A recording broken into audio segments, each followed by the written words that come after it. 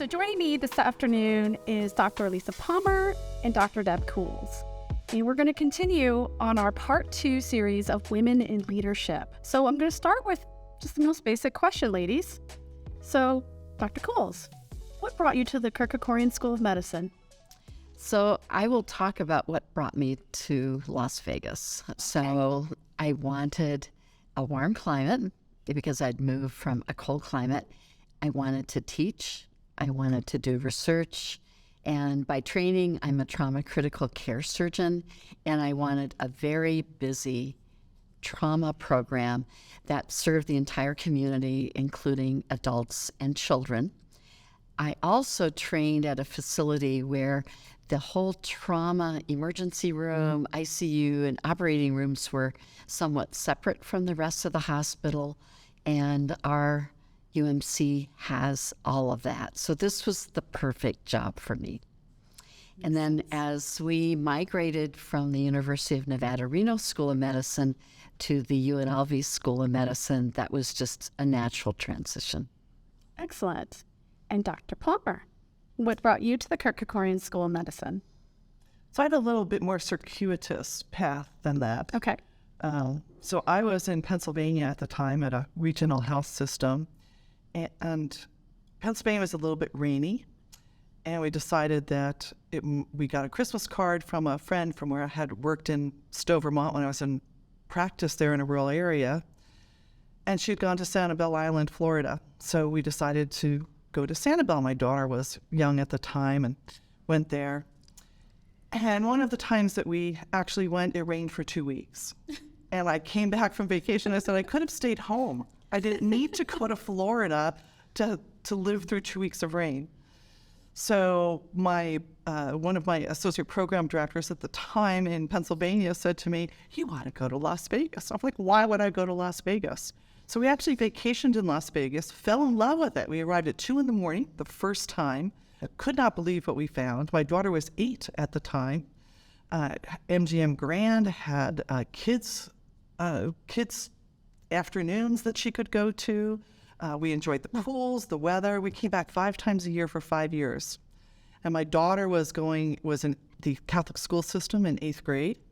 And she comes one morning and says to us, why can't we move to Las Vegas? We said, why would you want to do that? She said, they got this great Catholic school system there. So as they were going and cutting back on what was happening in our school systems, we started to look at Las Vegas.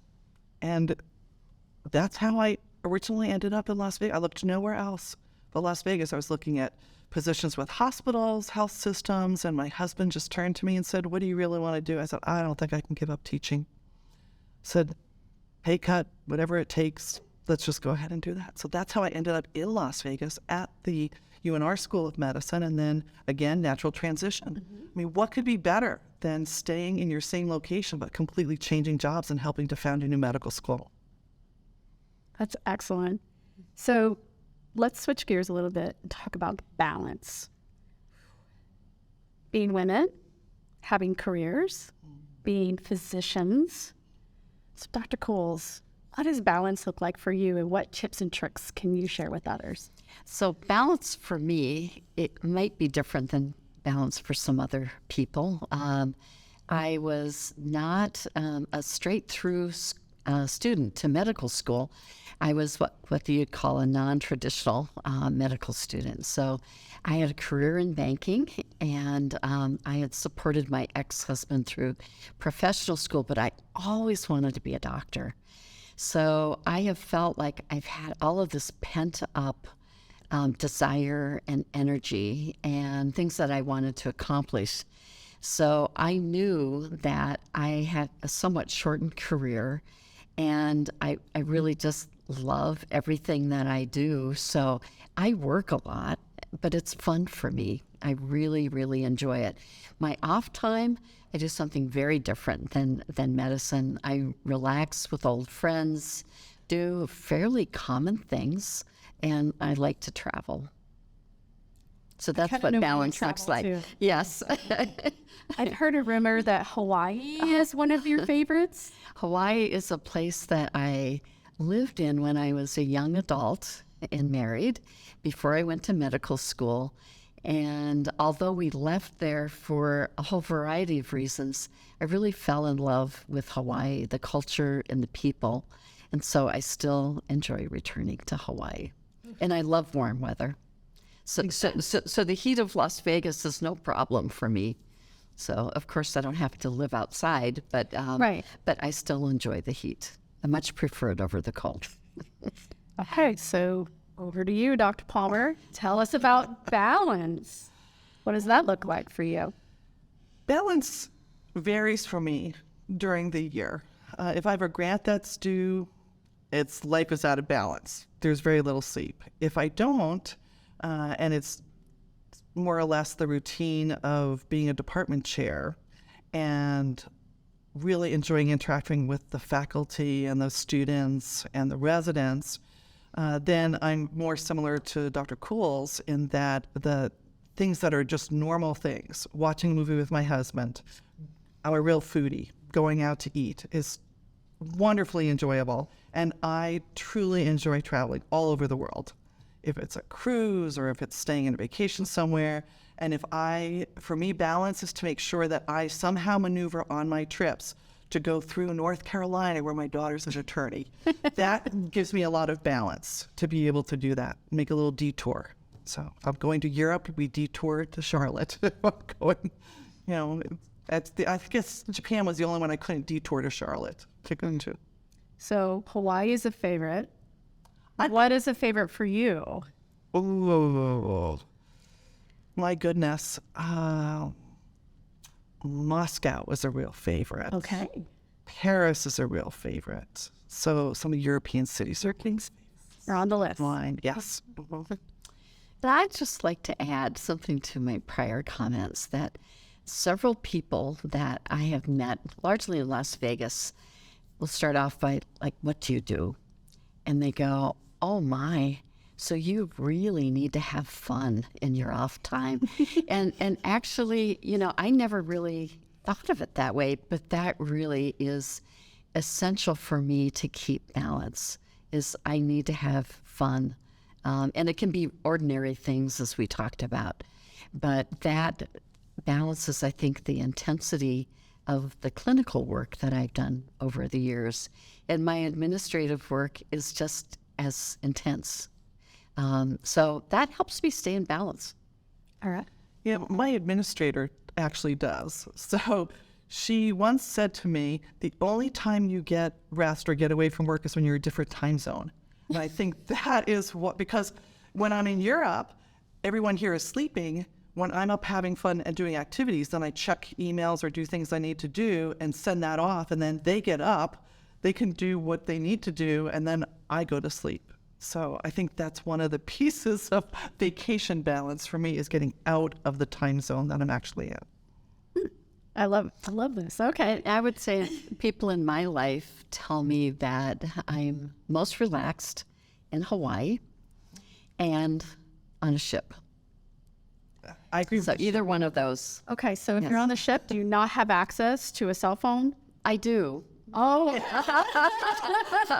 but there's something about that change in environment, and I think kind of the all-encompassing of anything you want to do or eat. Or not. Yes, is available on a cruise. Fantastic. And I think I love cruises too. Though it's the water, I love just looking out into the ocean, seeing nothing, and just that rhythm of the ocean is really cool. I would agree. Right. Fantastic. All right, so we're going to talk about bias, gender bias. Dr. Cools, how are we going to squash gender bias? So I think with multiple approaches. One is, I think, really thorough education of everyone.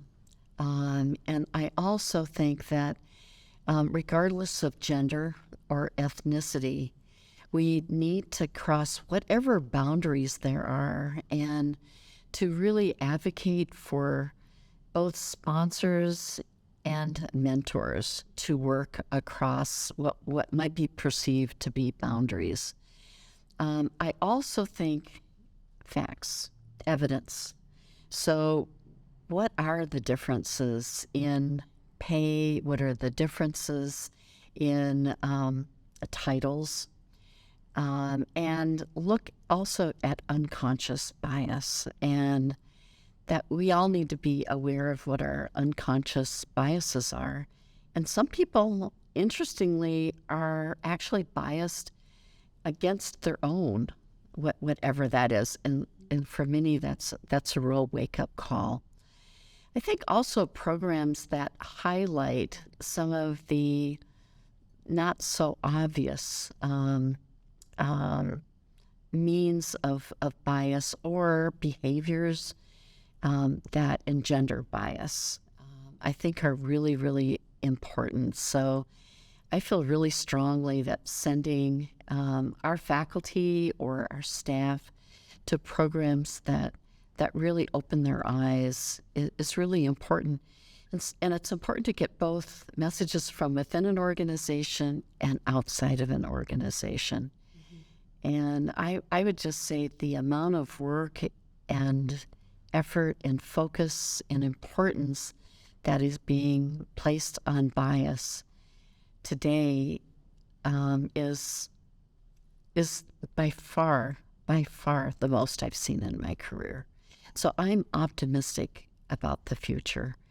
And the facts lead us to believe that we need to do something in addition to what we have historically done, because the results just are not as significant as they need to be for us to overcome disparities. I think I have just the same sentiments. I feel the same. Palmer, how are we going to squash gender bias? So I think the one additional piece that I would add is that there are studies that show that women as leaders are actually harder on the women coming up that they're mentoring than they are on their male counterparts. So, the one piece of it, I think I agree with everything that Dr. Cools said in regards to this and everything that's been done in relationship to it. But I think we have to be careful and make sure that we look at that focus and make sure that so men mentoring men don't do the same thing as women mentoring women as they come through. So I think another focus needs to be on that piece of it to make sure that we are actually being as open as we possibly can, because the majority of us have had men who were mentors who were great mentors, I must say. Absolutely, certainly for my career. But I think that's some of the other evidence that's starting to show in addition. And there's a lot of evidence just in terms of even women applying for positions, whether they feel like they're qualified or not. Women tend to look at themselves and their qualifications, and unless they're 100% qualified, they don't feel that they will be taken seriously in their application, and so they don't apply. For men, it's about 60%. So if they feel 60%, and I think this is sort of almost an unconscious or a very cultural perspective. Men will tend to apply for a job when they're actually about 60% qualified. Mm-hmm. In relation to Dr. Palmer's comment, again, I think our research is going to have to really tease this out about why is it sometimes that women are harder on women than they are on men that they're mentoring. And at least it's felt partially due to the fact that many women, in order to get ahead, have felt they have to be overachievers. Absolutely. And so they have to give 100+ X%, yes, or even more. And so their expectation is at that level. And again, some of it may be conscious and some of it may be unconscious. But I think it really serves as a poor example when we see women almost not treating women as fairly as they do men. And that I think is remembered by many, and it's not a favorable memory, and it's brought up time and time again. So I think we really need to be sure that women are really supporting other women. Also, I think just our culture has changed. The acceptance, for instance, of female physicians having a family, becoming pregnant during their training, the whole perspective on that is different. And even our accrediting institutions are insisting upon time off and so forth, like the rest of the population. So that has also changed. So that has led to at least better acceptance of, family and family life and that balance. But I think we still have a long way to go. I think we do. I like to think that as a woman in my career, at this stage in my career, the most growth I've had is when I've been challenged the most, when I've had the most anxiety, when I've feared the most. And it's in those moments that I've had a life pivot. Can you tell me a story of a life pivot in your life, Dr. Palmer?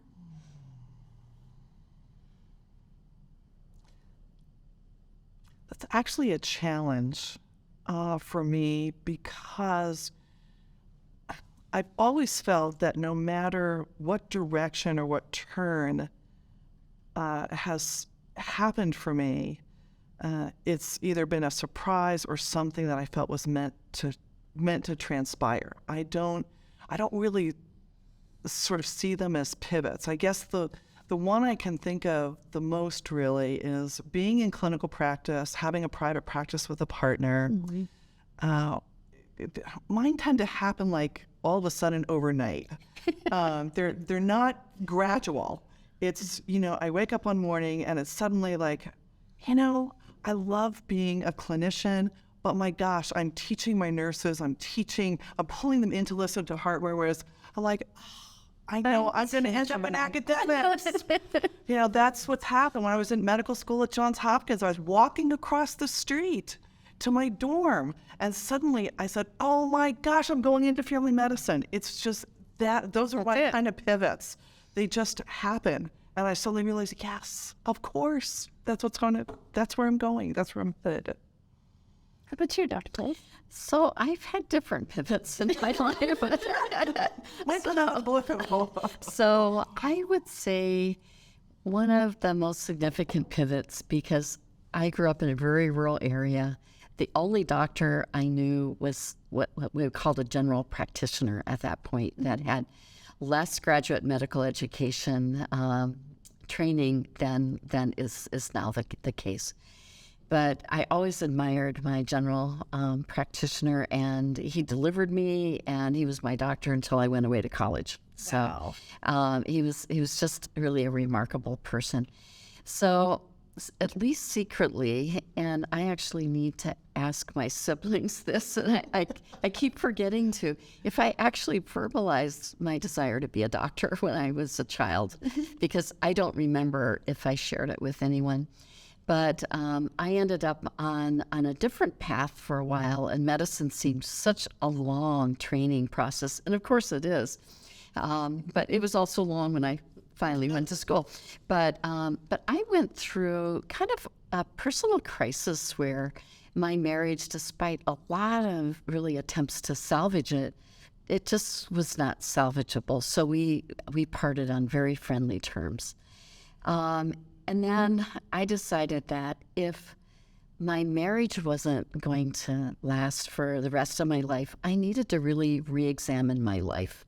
And I was in banking then, and there were a lot of, mostly men, again, it was a male-dominated field at that time anyway, and they got to about age 50, and they got frustrated. There was nothing new and exciting for them to do. They weren't going to ascend anymore. And they were kind of stuck. And I was much younger then. And so I kind of put that together, and I thought, let me just re-examine my life. And so I read the book, The Road Less Traveled.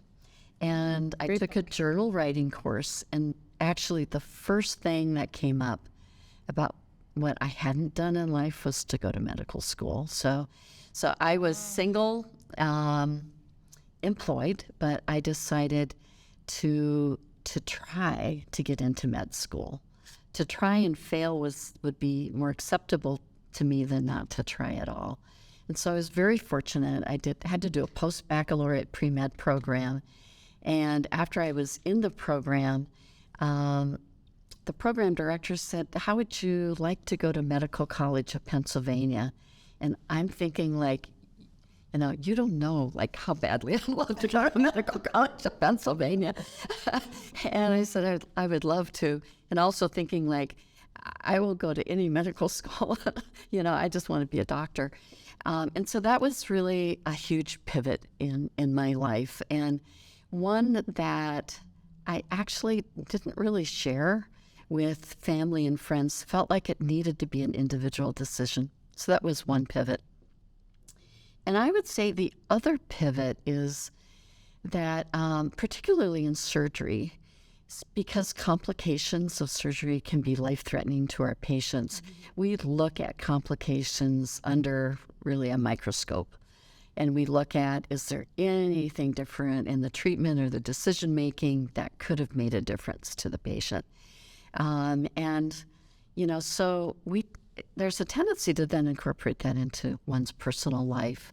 And so you always want to be better. So what I pivoted for is to really play to my strengths, what was going really well in my career. And I did that actually when we transitioned from the UNR School of Medicine to the UNLV School of Medicine. And I changed my focus somewhat to really have the time to spend on some things that were really going well in my career, and to somewhat relax about always trying to improve, trying to be better, to do the things that we're not as good at or as skilled at. So life pivots can happen at any time of your life. Yes. That's what you're saying to me. Yes, absolutely. Absolutely. Yes. So that's one of the things that's interesting and exciting about life. That's fantastic. So one of the things I wanted to ask you both is how you spend a Saturday morning. Pretend you're not on call. Okay, so no on call, physicians. It's Saturday morning, 10 a.m., Dr. Cools. What are you up to? So I've slept in a little later than I usually do. What? and I might still be in my pajamas. I will have enjoyed I consider any cup of coffee a wonderful cup of coffee. So I would have enjoyed a wonderful cup of coffee. And I would just be thinking about personal things in my life that I would like to do that day. And then usually looking forward to a Saturday night out for dinner. That sounds fantastic. Okay. Switching over to you, Dr. Palmer. You're not on call. It's 10 a.m. on a Saturday. You're not doing a grant application. Yeah, right. So what are you up to? So I like to make sure that I have some time set aside that I can be with my husband when I'm not doing some work. On a daily basis, including Saturday and Sunday, I will look at my schedule. I'll look at the things I did for the week. And I found this new system. Instead of writing things down and crossing them out in different colors of ink that I really enjoyed, I now realize that I can put tasks in right on my calendar in half hour in different colors. And so I will look and see maybe the things that are upcoming for the week, things I need to plan, and I will actually move them around my schedule a bit. Okay. Have nice big gaps of time, while my husband, we've been married for 37 years now. Congratulations. Yes. He every day will bring me my hot chocolate. I've never had a cup of coffee. I'll have a couple of sips of hot chocolate. And now I will have a 1 or 2 sips of hot chocolate. Everyone says if you have any more caffeine than that, we don't know what it'll be like. So just a couple of sips of hot chocolate. And if it's summertime, we will be outside on our little patio, or I'll be in the water already for the pool. Okay. I am an outside person. And as long as it's warm, that will happen. If it gets a little cooler, then I will still be in some relaxing type of clothes or PJs at that time in the morning. And I will have slept in a little later than usual. Okay. All right. All right. I love it. So, Dr. Cools, what or whom inspires you? Oh, it's hard to limit the number of people. A lot of people inspire me.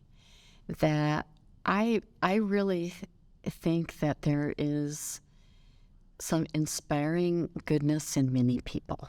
I would say great leaders, the leaders of our school inspire me. The leaders of our university inspire me.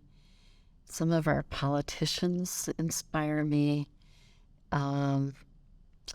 Students and other learners I find just incredibly inspiring. And so I think that there's goodness in almost all people. And if we allow ourselves to get to know someone and appreciate their goodness, that is inspiring.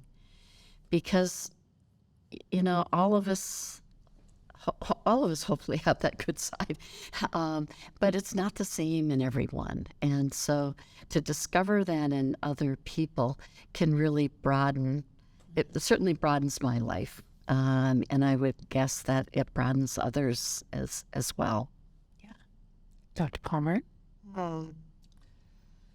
So I would definitely agree with Dr. Cools on this. And I think of inspiring moments. Yeah. It may be something that one of our clinic administrators says, or one of my staff saying. It makes me think about things in a different way. And I think the biggest inspiration in my life has always been my husband and then my daughter as she has grown. They're my biggest inspirations. I think about what inspired me in my life is my mom was sick with cancer, and I was a caregiver for her, and I had started my first master's degree, and she was going through chemo when I graduated with my first master's in public health. And I was very lucky that she was watching online because she was too sick to attend in person. And I felt if my mom can sit there while she's on chemo and watch me graduate, I could keep going. And it certainly inspired me to get a second master's beyond that, to which she was able to see before she passed away. So, and I was the first one in my family to certainly get a master's and a second one. So it's very inspiring in my own journey of life. So when I think about career paths, would you change anything, Dr. Palmer, in yours? I've thought about this a lot, and there's not one thing I would change. Yeah. I've never felt that any path I took was a failure. It was always a challenge and a new beginning. I've always been presented with opportunities, and I wouldn't trade any of it for the world. Not one thing. That's amazing. What about you, Dr. Cole? I think I might have gone to medical school when I was younger. A little younger. A little longer career than that. But I would say that if I went straight through, one of the most meaningful and inspiring experiences I had in my life was I grew up in a very rural area. My family didn't travel at all. And I don't know what made me want to see the world, but I really wanted to see the world. And my ex-husband really wanted to see the world. And so when we were quite young, we saved up. We had just awful jobs. But we saved up our money and we took a trip around the world for 6 months. And every developing country that we went to, we saw just really bright, talented people not really having opportunity. And we both felt that we lived in a country where there was a lot of opportunity. And so we really needed to focus on what we wanted to accomplish in our lives. I do wish that if I could have gone to med school just a little earlier, but I still would like to have had that experience of traveling, because that is the real reason that I went to med school. Okay. So That banking probably helped with research and grants. So A little bit of money there. yes, I did product and project development, so it's a little like grant writing and so forth. So some correlation there. all right. So I'm thinking, let's roll it back to when we were 25. Aren't we still? I think I am inside. Maybe my husband feels that way too. But what would you tell your 25-year-old self? So I would tell my 25-year-old self, because I hadn't gone to med school then, I traveled the world. I decided that I really did need to focus on getting back to school and deciding for sure how I wanted to contribute to the world, that I wished I had investigated ways that both my ex-husband and I could have done it at the same time. And the other thing is, I've learned self-confidence over many years. So I think to have a little bit more faith in myself at 25 would have probably been good. So, yeah. How about you? Let's roll it back. 25. Oh, 25. Very intense student. I was a very intense student. So I think I would tell myself that I could have taken a little bit more time, continued piano, continued dance, continued painting. I had gone to oil painting and portraits before I was going to medical school. And I think I could have maybe said, even though you were at Johns Hopkins and they're pretty intense, maybe you could roll it back just a tad. But once again, I think it's that self-imposed drive that we have. Yeah. It's self-imposed expectations. I could have lowered my expectations of myself just a little bit. What's your word or your phrase for 2023, Dr. Palmer? Mine is hope. Hope that every day I'll be a better person and that I can somehow affect my life, my home life, my work life, the school in a way that it will make each day a little better for everyone else. I love that, especially in this community here in Las Vegas. We need it. How about you? I think my word is resilience. In our community, we've had a lot of challenges. The most recent, which of course was an international challenge of COVID, and healthcare professionals worked so hard then in really uncertain circumstances. And in our community, a couple of years before that, we had just a horrible shooting. And so for some people, it was sort of like a double whammy. And so I think it took its toll on our sense of well-being. And even though there are certainly a lot of challenges in the world, there's no shortage of challenges, I think that we as human beings, we do have resilience. Sometimes it takes a while for it to really bounce back into effect, but I think we're doing that, and I see that trajectory. And I would just say, similar to what I said before, go with what's going well. I think we've shown resilience, and we can show even more resilience. I love this. This has been a great conversation. Right? Your word for 2023? Yes. I love the word grit. Oh, grit. I certainly, myself as a woman, I mentioned before, I've grown the most in the hardest times in my life.